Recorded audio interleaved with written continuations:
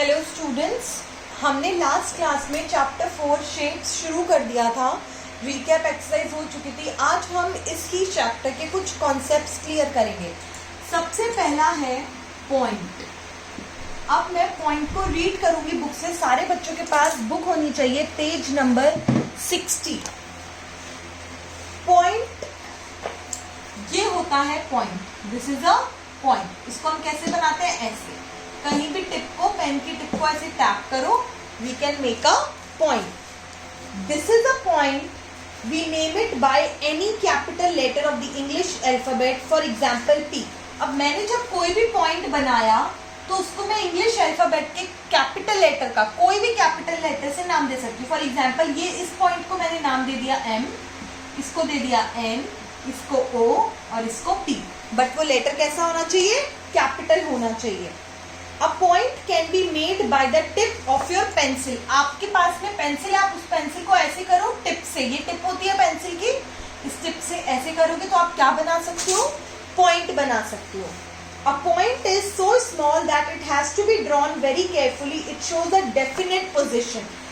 जब हम कहीं पे पॉइंट लगाते हैं तो वो एक डेफिनेट पोजिशन बताता है, एक डेफिनेट पोजीशन बताता है। ये कॉन्सेप्ट आपको आगे और क्लियर हो जाएगा।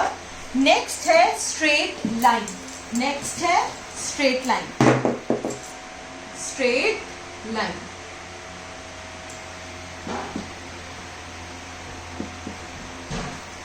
Straight line. This is a geometrical straight line. Straight line कैसे होती है? एक एरो और फिर यहां पे भी एक एरो, ये A और ये B।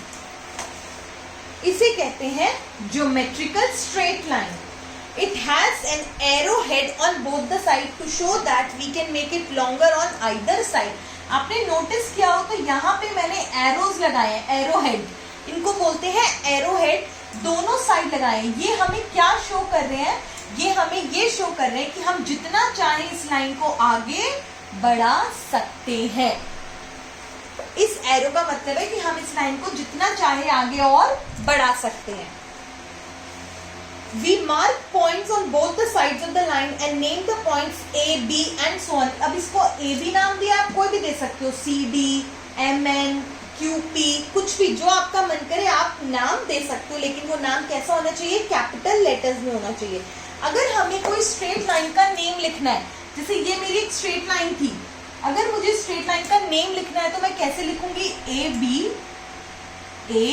B और स्ट्रेट लाइन का सिंबल क्या होता है?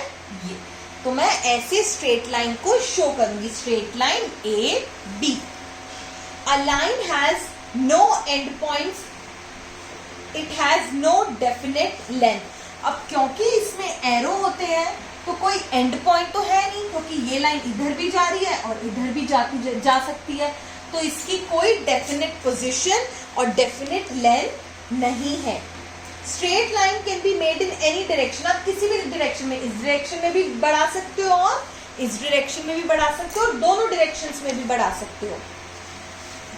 ये एक स्ट्रेट लाइन है एक्स वाई। अगेन ये एक स्ट्रेट लाइन है एम एन। एक ये स्ट्रेट लाइन है O P। This is a horizontal straight line, क्योंकि लेटी हुई है तो इसे कहते हैं horizontal straight line. This is a vertical straight line. ये वर्टिकल है ना, वर्टिकल स्ट्रेट लाइन, खड़ी हुई है स्ट्रेट लाइन। और ये टेढ़ी है, इसको क्या बोलते हैं? स्लैंटिंग। क्या बोलते हैं? Slanting straight line. Slanting, horizontal, vertical, slanting straight lines. Next है हमारा लाइन सेगमेंट। सबसे पहले हमने पॉइंट के बारे में पढ़ा, फिर हमने स्ट्रेट लाइन के बारे में पढ़ा। अब मैं आपको बताऊंगी ये फर्स्ट, ये second and this is third. Line segment. यहाँ पे मैंने ए बी स्ट्रेट लाइन बनाई थी और इसको हम ऐसे शो करते हैं, ये point. Alright, line segment. The straight line between two points is called a line segment। Straight line between two points. अब आपने एक बात नोटिस की हो, यहाँ पे एरो नहीं है।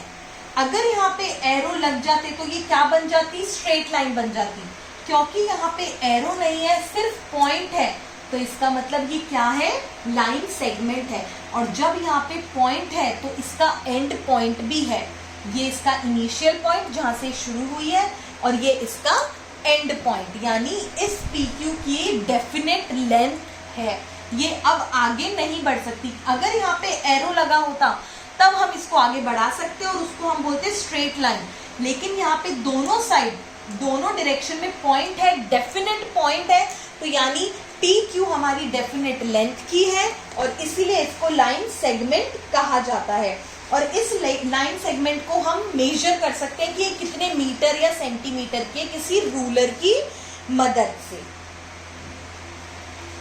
नेक्स्ट मेरा टॉपिक है, this is a line segment. अब इस लाइन सेगमेंट को मैं कैसे शो करूंगी, ऐसे बस PQ। इस लाइन सेगमेंट को मैं कैसे शो करूंगी, PQ। और इसको अगर आप ये नहीं लगाना चाहते तो भी कर सकते हो, कोई दिक्कत नहीं है। नेक्स्ट टॉपिक मेरा है रे। सबसे पहले मैंने आपको पॉइंट के बारे में पढ़ाया, फिर मैंने स्ट्रेट लाइन के बारे में पढ़ाया जिसमें दोनों साइड एरो हेड होते हैं, इसका मतलब लाइन और भी आगे बढ़ सकती है। फिर मैंने आपको लाइन सेगमेंट के बारे में बताया जिसमें दोनों साइड पॉइंट होता है, यानी डेफिनेट लेंथ है, वो आगे नहीं बढ़ सकती। अब एक आती है रे। रे में क्या होता है, एक साइड तो पॉइंट होता है और एक साइड एरो होता है। इसका मतलब ये है कि इसके पास इनिशियल पॉइंट तो है कि यहाँ से शुरू हो रही है, ये आगे नहीं बढ़ सकती। यहाँ से शुरू हुई लेकिन आगे बढ़ सकती है क्योंकि इस साइड, एक साइड एरो है, तो यानी ये लाइन इस साइड बढ़ सकती है, इस साइड नहीं बढ़ सकती। जिस साइड एरो है उस साइड हम लाइन को आगे बढ़ा सकते हैं। Mn is a ray. It has one arrowhead to show that it can be made longer from the side n। और इसका n क्या हो गया, इनिशियल पॉइंट। और जब भी हमें किसी रे को शो करना होता है तो हम कैसे लिखते हैं, m n और ये एक साइड एरो। इस तरीके से हम किसी भी रे को शो कर सकते हैं। और एक साइड पॉइंट होता है तो आप एक साइड पॉइंट भी लगा सकते हैं। इस तरीके से सबसे पहले मैंने पॉइंट पढ़ाया, फिर मैंने स्ट्रेट लाइन पढ़ाया जिसमें दोनों साइड एरो होते हैं, हम लंबा कर सकते हैं। लाइन सेगमेंट को हम आगे नहीं बढ़ा सकते।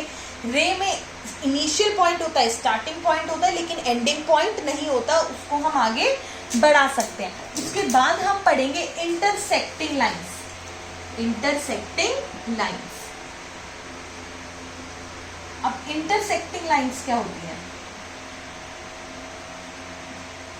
इंटरसेक्टिंग लाइंस जैसे A, B, C, D और ये एक पॉइंट। जब भी कोई दो लाइन एक पॉइंट पे एक दूसरे को कट करती हैं, इंटरसेक्ट करती हैं, मिलती हैं एक पॉइंट पे, उन लाइंस को कहते हैं इंटरसेक्टिंग लाइंस। यहाँ दो इंटरसेक्टिंग लाइंस है, AB और CD, और वो किस पॉइंट पे मिल रही है, O पॉइंट पे। और उस O पॉइंट को क्या बोला जाता है, पॉइंट ऑफ इंटरसेक्शन। यहाँ पे O क्या हो गया हमारा, पॉइंट ऑफ इंटरसेक्शन, जहां पे ये दोनों लाइन एक दूसरे को इंटरसेक्ट कर रही हैं। Point of intersection. और AB and CD are intersecting lines. Intersecting lines are intersecting lines. अब नेक्स्ट मैं आपको टॉपिक, ये मेरा सारा हो गया है। अब नेक्स्ट लास्ट टॉपिक है आज का, वो है कर्व्ड लाइंस। क्या पढ़ेंगे, कर्व्ड लाइंस। कर्व्ड लाइंस क्या होती है, जिसमें कर्व होता है। अब कर्व्ड लाइंस आप फ्री हैंड बना सकते हो, जिगजैग लाइंस जैसे होती है ना, जैसे ये, this is a curved line. या आपने ऐसे ऐसे ऐसे कुछ भी बना दिया, ये भी एक कर्व्ड लाइन है। और इसको भी क्या कहते हैं, कर्व्ड लाइन कहते हैं। इसको आप किसी भी तरीके से जैसे आपका मन करे आप वैसे बना सकते हो। तो ये कुछ सिंपल कॉन्सेप्ट थे जो मैंने आपको आज समझाए हैं। वर्कशीट में मैं आपको इनकी 2-2 लाइन लिखने के लिए दूंगी, आपको ढंग से पढ़ना है, उन्हें अच्छे से समझ आना चाहिए कि रे क्या होती है, इंटरसेक्टिंग लाइंस क्या होती हैं, लाइन सेगमेंट क्या होती है, सब में डिफरेंस पता होना चाहिए। और नेक्स्ट वीडियो में हम इसकी एक्सरसाइज करेंगे। Thank you.